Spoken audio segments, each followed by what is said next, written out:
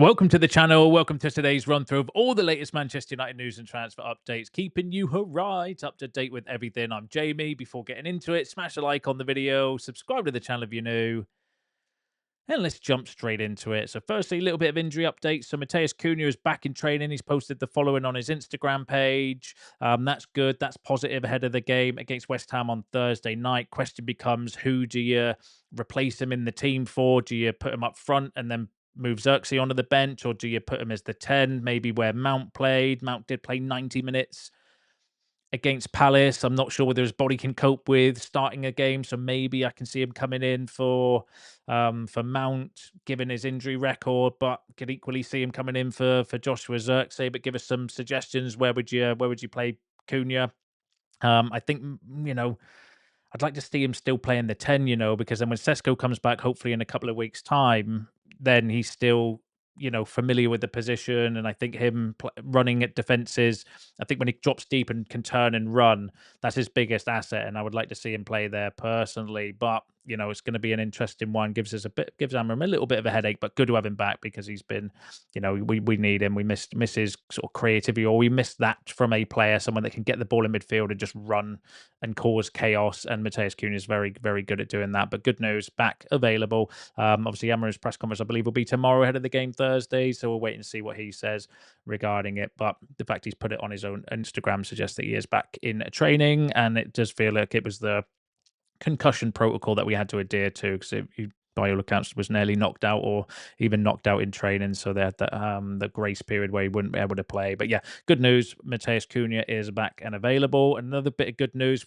regarding AFCON. So FIFA has informed clubs that they will be able to retain players selected for AFCON until December 15th, which is good. So that means we should have Mbumo, Ahmad, and Mazraoui available for the next three games: West Ham, Wolves, and then potentially Bournemouth. But bad news, they're going to be missing for the Villa and the Newcastle game for this month. And then depending on how deep they go into the competition, they could even go as far as missing maybe the Man City game, or potentially even the Arsenal game, depending on when they come back and fitness and stuff like that as well at the end of January. So it's going to give us a massive headache to try and negotiate through. But that's where players like Zirkzee and Mount stepping up to the plate, obviously scored against Palace, is important. Can we see, Shea Lacey maybe giving some time, because he's been on the bench the last couple of games? I think he's planning to maybe integrate him to help cover for AFCON as well. But yeah, it's going to be a bit of a blow. I just hope that early exits and we can get Mbumo and Ahmad at least back nice and early. But we'll wait and see. Wait and see regarding that, but give us your thoughts and feelings on all of that in the comments below. Now, let's bin as usual, a lot of conflicting stories regarding the transfer window, mainly around the midfield search as well, which I'm going to go through with you, and then we'll do a little bit of a summary at the end. But quite a bit of story, quite a bit of news to go through regarding it. So I'm going to kick off firstly with the Athletic, and this is Laurie Whitwell, saying that midfield is the priority area. United want a dynamic presence in the centre of the pitch, a player capable of winning possession and getting the ball moving forward. United may even look to add two midfielders, a number 6 and a number 8, depending on what's happening with outgoings. Adding a central defender could come on the agenda. We've mentioned that. Andy Mitten's mentioned that as well. But that's seen more likely to be a summer deal, so we want a new centre back. And while Amrim also mentioned his desire to be able to select a right-footed attacking wing back for the left-hand side. So this is part of their deal sheet where they're breaking down, transfer dealings, what clubs are looking for, and so on and so forth. And Laurie Whitwell stating the obvious, really. We know two midfielders with a priority, a 6 and potentially an 8. Central defender, we've brought to you before from Andy Mitten, saying that we are looking for another central defender going forward, but also mentioning the fact that Amram did in his press conference the other day say that he was looking for maybe another wing back, or somebody with a right-footed Ahmad, basically, for the other side of the pitch. Just quickly on wing backs, though, there's been a link with a couple of players. So Florian Plettenberg has had the following to say regarding Nathaniel Brown. And this is the second time that we've been linked, second or maybe third time we've been linked with Nathaniel Brown, who is a left wing back playing in the Bundesliga. So Florian Plettenberg is probably one to pay attention to when it comes specifically to Bundesliga transfers. But outside of that, I wouldn't, I'd say take him with a pinch of salt. But he's posted the following saying Nathaniel Brown is on Real Madrid's shortlist for the coming summer. The 22-year-old left back and new international was spotted by Real scouts most recently against Cologne and Atalanta. Barcelona also showing concrete interest, while Manchester United are keeping an eye on the situation. And then his agency are 100% convinced he will leave in the summer. and they're demanding 60 to 70 million euros. So again, he does say in the report, summer deal, but potentially Man United are keeping an eye on the situation. If Real Madrid or Barcelona go for him in January, maybe that could force United to make a move if he is seen as part of our long-term plan for the rebuild and a option for the left wing back position. He's not right footed though, so I don't know whether that would make a difference or whether the club would still go for him anyway. Because remember, the club are leading on the signings, and they're not necessarily going to sign players specifically for a system. They just want to sign good players, and maybe they're like, well, we don't actually think going for a right footed left wing back is right, because if we did eventually switch to a back four, for example, then where does that player play? So maybe going for someone that's a little bit not more naturally left footed would make a bit more sense. But we'll keep an eye on that one because, like I said, Florian Plettenberg's fairly decent when it comes to Bundesliga news. Outside of that, I wouldn't trust him as far as I could throw him personally. But second or third time we've been linked with Nathaniel Brown, so he's potentially one to keep an eye on going forward, as he says in his tweet that United are as well. Now, one player that would fit the mold of what we're looking for, being heavily linked with, is Semenyo. Someone to play in the attacking position, but also I think could be converted to play in that left wing back role. But Fabrizio Romano and Semenyo said that Manchester United at this stage aren't in active talks for Semenyo because their focus at this stage is on investing money on different positions like midfielder. United likes Semenyo. Ruben Amram says, like Semenyo for sure, but the priority target at this moment is on different positions. And we know that United are prioritising the midfield rather than potentially going for Semenyo. David Ornstein the other day did link us with, say that we are interested in Semenyo, but didn't cite us as being in talks, and was saying that, potentially City, Tottenham and Liverpool, particularly City and Liverpool, seem to be the favourites for Semenyo, but his release clause is only active for the first 10 days of the January transfer window. So we're going to know in the next few weeks what the situation is with Semenyo, whether he is actually a genuine target of ours, or is it just because we were linked with him in the summer and had talks with him in the summer, and we're could have done a deal for Semenyo in the summer. By all accounts, Andy Mitten said that we were in talks, but the fact that we couldn't. There's 70 million pounds that Bournemouth were asking for, and then there was reports as well. But I was thinking this before. There were reports that he wanted the same wages as Mateus Cunha as well, which United weren't prepared to go to. Which is again one of the reasons why the deal didn't go through in the summer. And I'm thinking, well, has he reduced his wage demands? And if he hasn't, then I don't think United would go with him anyway. Because remember, we want to sign players that want to come for United, not players that want to come for wages. So we'll keep an eye on Semenyo. He would fit the bill of being, the someone that could play at wing back, but also provide cover for in the forward areas as well. But doesn't look likely at this moment in time. But we'll pay attention. We're going to keep getting linked with Semenyo, I think, between now and January until something happens around him. So we'll see how that one plays out. Now, going back to Laurie Whitwell's piece. And the Athletic, he said the players United are looking at, the usual suspects, Baleba, Anderson, and Wharton. We know that already, unless you've been living under a rock for the last 4 months, because they're the names that are consistently getting linked with us for the midfield, for the identity of being Premier League proven. On Baleba, he said Baleba's form has fallen this season and has been taken off at halftime in 4 Premier League games, but the 21-year-old remains prominent on United's list. Elliot, Anderson, and Wharton we're aware of. It says United might look to do something in January, but the expectation is that any such deal would be seizing a low-cost opportunity rather than attempting any long-term signing. So low-cost opportunity would be someone like Colin Gallagher, who Romano revealed yesterday was available for around £26 million. Maybe Ederson from Atalanta as well, with his price now being half of what we've been quoted in the past, I would potentially put as a low-cost opportunity.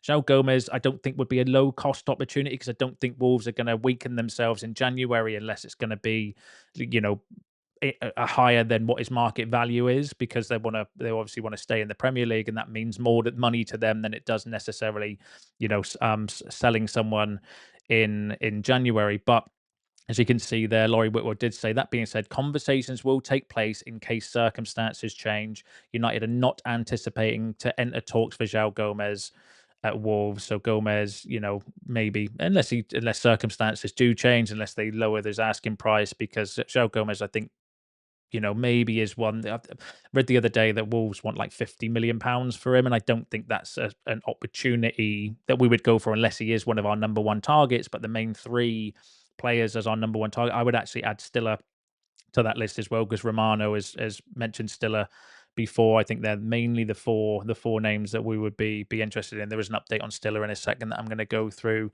go through with you. But interesting what he said there. That being said, conversations will take place in case circumstances change. What does he mean by that? Does that mean like I think potentially what if Baleba becomes available in January, because Brighton might look at it and say, look, it's not working. What is the point in keeping a player that's absolutely draining the squad, not playing because he didn't start the game at the weekend for them. He was a late substitute to come that came off the bench. He's obviously not performing to his level. What if Brighton are like, look, let's just bite the bullet, get the money, and move on to someone else before his value massively decreases, or potentially you don't get as much interest in the summer for Baleba, and he's actually damaging his own reputation, or he's damaging Brighton's potential price for him. Is that maybe what he means there? I'm not sure, but give us your suggestions in the comments below.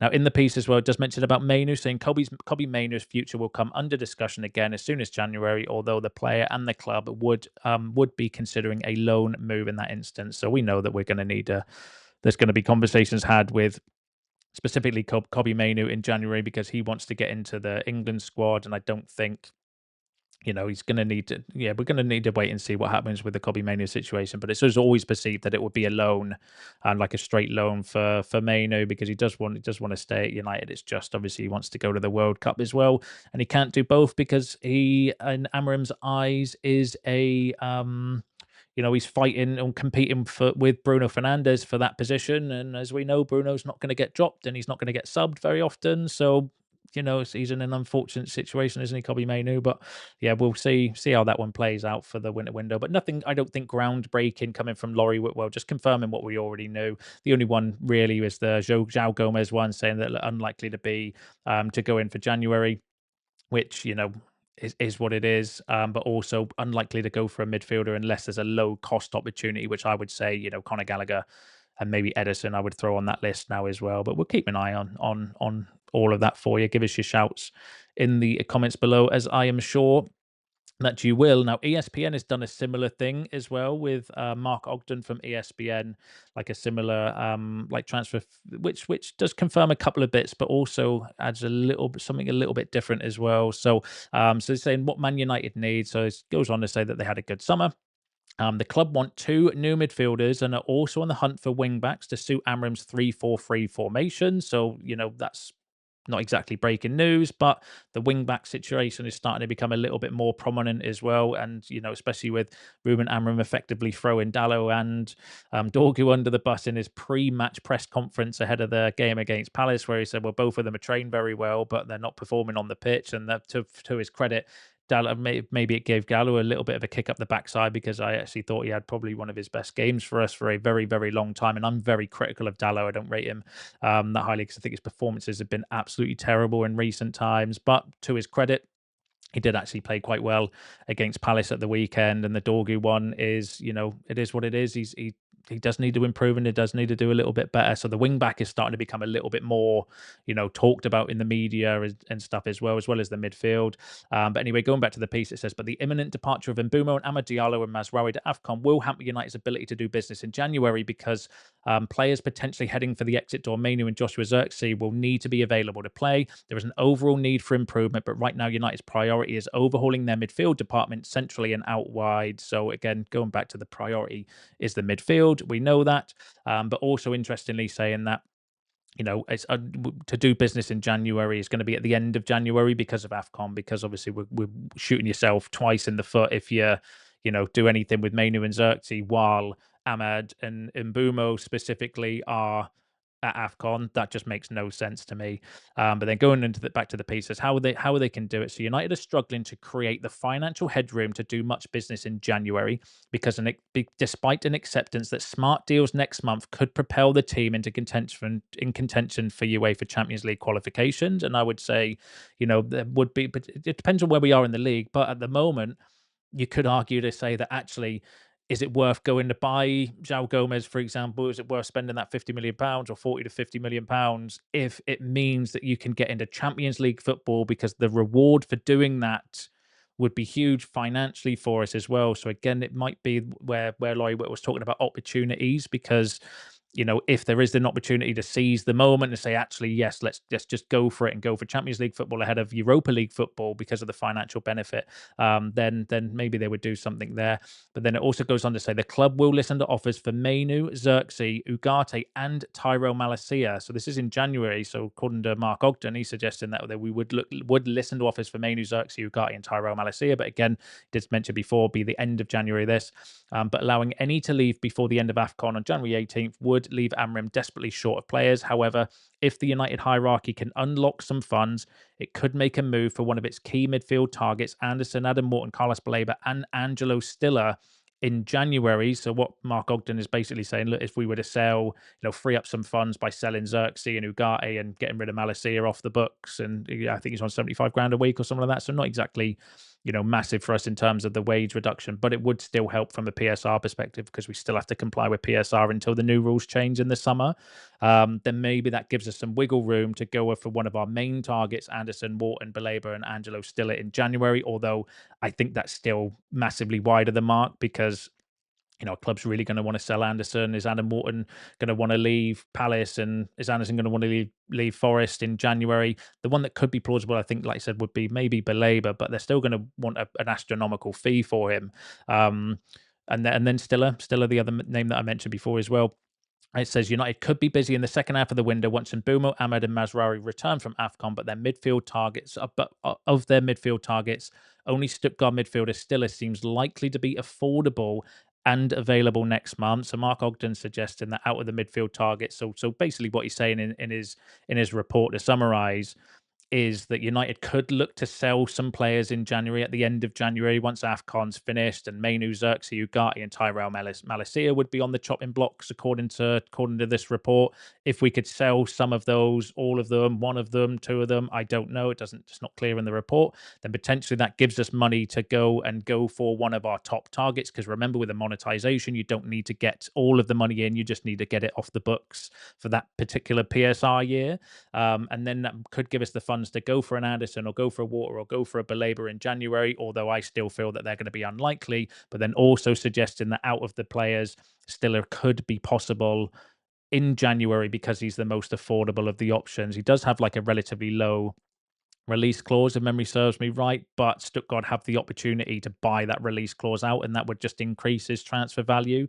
And I'm not sure whether Stiller is the right type of player that we would need, because for me, Stiller is somebody that would play as an 8 where Bruno would, and Bruno's not getting dropped. Bruno's not, and Amrin wants to play him in there unless, he does want Stiller to come in to give us a little bit more control in midfield, because he's a very good ball player and someone that can take the ball off the defenders and be like a tempo maker or someone that can dictate the play from the middle of the park, slightly probably better than any midfielder we've got at the club anyway. So he would improve us in that particular area, in my opinion, and then push Bruno up to the number 10 position. Could we do that? I don't know. Could you get Stiller in January as a replacement, long-term replacement for Bruno, with the idea of selling him in the summer, and it gives Stiller a bit of time to bed into the Premier League? I don't know. Far too many questions regarding that, but that all seems a little bit unlikely to do at the end of January. We'll have a week or 2 weeks left of the transfer window max, and you're talking about selling Mainoo, Zirkzee, Ugarte, Malacia, and bringing in a midfielder. I don't know how it makes sense, especially selling two midfielders as well. I could see a situation where you could, loan Mainoo and loan in Gallagher, or buy Gallagher, something like that nature. Or if you sold Ugarte, but could you then get the money in for Gallagher? I could see something like that, or Ederson, for example. But yeah, it seems a little bit far-fetched, that one, but we'll keep an eye on it and see what happens. Ultimately, there's only at the end of the year now, so we've only got a few weeks left until the January window starts, and then everything's going to become clear, isn't it, what we're going to be doing? But give us your thoughts and feelings on that in the comments below. But sticking with the midfield, this was an interesting report that came out. I read it in Team Talk, but it's come from a source that we do need to take with a pinch of salt straight away, though, saying that Manchester United Man United target chooses Man City, and massive January exit decision emerges. So Manchester United are desperately chasing a central midfielder, and their problem as ever is that bigger and better clubs are also in the hunt. Sources have confirmed to us that their priority target is Elliot Anderson, but the Nottingham Forest star could join rivals Manchester City instead.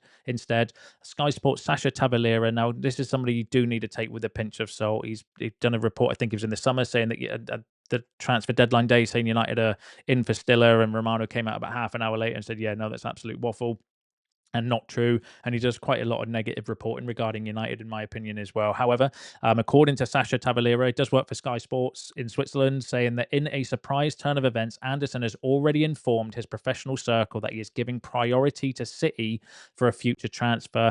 Tavalira reports that City are in love with Anderson, as the England international was impressed sporting director Hugo Viana and club scouts. The only issue for City is Forest's huge asking price, which they have refused to offer so far. So interestingly, according to this journalist, he's suggesting that Anderson has informed the professional circle, so informed suitors, that he would prefer to go to City. But there's also in the report, it does say that City are being put off by the £100 million asking price. And in the report itself, from Sasha Tavalira, it does say that, if City can't get a deal done for Ederson, for Anderson, maybe they would pivot to go towards Ederson. So two midfielders that we're linked with. Unfortunately, City are potentially in for both of them, which, it is what it is. There's not a lot we can do about what other teams and their transfer targets are. But yeah, we're going to need to wait and see whether City are going to go for Elliot Anderson. And, I would suggest that he's going to have a decision to make, isn't he? And I don't know, obviously, what his preference would be. But, if City don't want to pay the £100 million, could we bid City for Elliot Anderson if they don't want to pay that sort of money? I don't know. According to Rich Fay, though, he's saying that Manchester United could break their club transfer record fee to sign a top midfield target next summer. United have made it a priority to refresh their midfield options at the end of the season and could sign two players in the position. Anderson and Wharton are both expected to cost in excess of £100 million, and their values could rise even higher if they star for England at the World Cup next summer. United's current transfer record is still £89 million they spent to bring Paul Pogba back to the club from Juventus in 2016. So according to Rich Fay, potentially United are looking to break their transfer record to go for Anderson or Wharton, who are seen as being in excess of £100 million, could go up, according to the report, if they do well for England at the World Cup. And is that where we could potentially beat Man City to the race if they're not prepared to go for near the £100 million asking price for Elliot Anderson? And then we're saving the money with the hope that we could outbid City in the summer.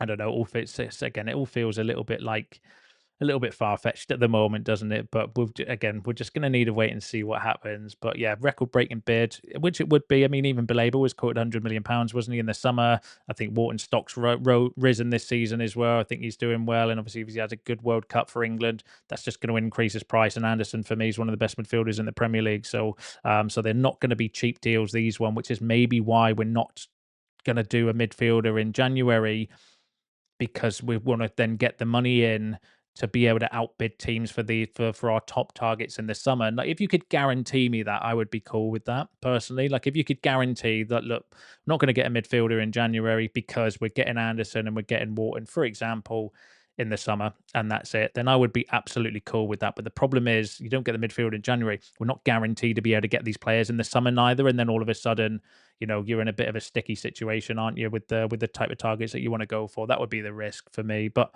we'll just have to wait and see how it all plays out.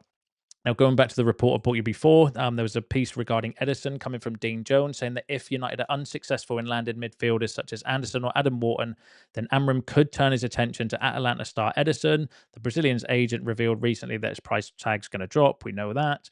There is an opportunity opening up because Ederson is now half price compared to when United were interested in him a year ago. There has not been any progress on it at this stage, and it is unclear whether Atalanta would sell midway through the season, but this could become interesting.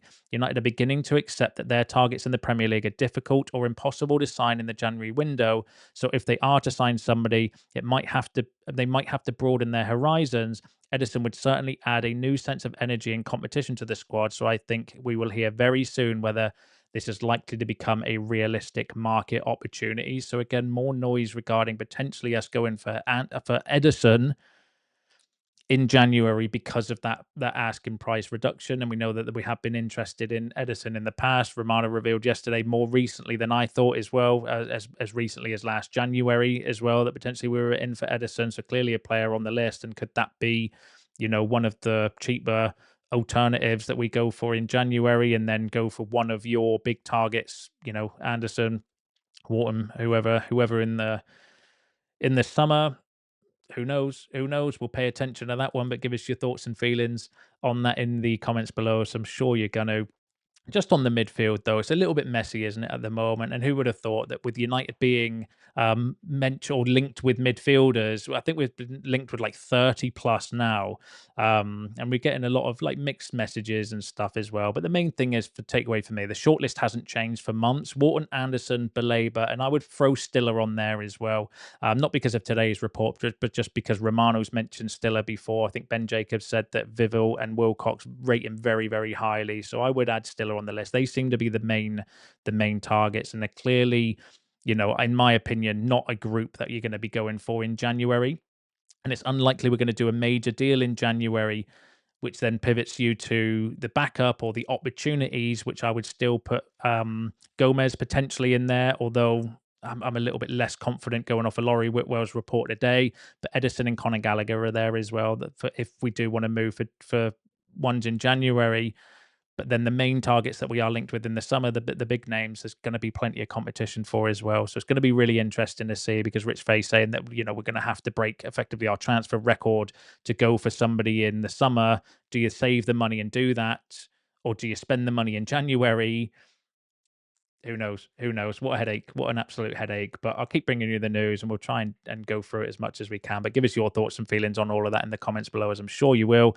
And then a little bit of exit news to go through. After the loss to Napoli, Roma is pushing hard for two big January signings with top priority on Joshua Zirkzee and Matthias Tell. Roma see a chance to bring Zirkzee back to Serie A, aiming for a loan with an obligation to buy. And they see Zirkzee as the perfect striker to fix their goal scoring problems immediately. Some more reports from Italian media linking Joshua Zirkzee with a move to Roma. But again, going back to Mark Ogden's, nothing's going to happen, I don't think, till the end of January regarding Zirkzee or potentially Mainoo because of the AFCON situation. We'll just have to wait and see what happens with Joshua Zirkzee at that particular time. And then the Athletic, going back to the original story with the Athletics deal sheet, they're just saying there that if Marcus Rashford ends up leaving Barcelona after his loan, which is the most probable scenario by the looks of things now, Barca could be after a replacement for him. So the Athletic suggesting that the most likely scenario at this moment in time is that Rashford does not go to Barcelona. Barcelona do not take up the option to buy him, and then he has to come back to United, and we're going to have to spend all summer looking for clubs because he's accepting to take a pay cut to go to Barcelona. What's his appetite going to be to take a pay cut to go to other clubs, because clubs are not going to be able to afford his wages? And are we going to be in another situation where Rashford's back, we have to do another loan? Because I still think he's got 2 years left on his contract, and he's probably the highest paid player at United as well, or up there on 300 odd grand a week. Yeah, we'll have to see what happens there. I'm sure there'll be suitors for Rashford. Like, I think we could sell Rashford for the fee that we want. It's just the wages. Always been the issue with Marcus Rashford since we gave him that big contract, is the wage situation, and is he really going to want to take that sort of pay cut to go somewhere else? Are other clubs going to want to offer him that sort of salary? I don't think so. So he's going to have to take a pay cut wherever he goes. But what is his appetite to do that outside of Barcelona? We know he's happy to do it for Barcelona. But would he be happy to do that to go to another club? We'll have to wait and see. But yeah, give us your thoughts on that in the comments below. Give us your thoughts on all the other topics discussed in today's video, because that's you all up to date with the latest news and transfer updates. Don't forget to smash a like on the video on your way out. Subscribe to the channel if you're new. See you in the next one.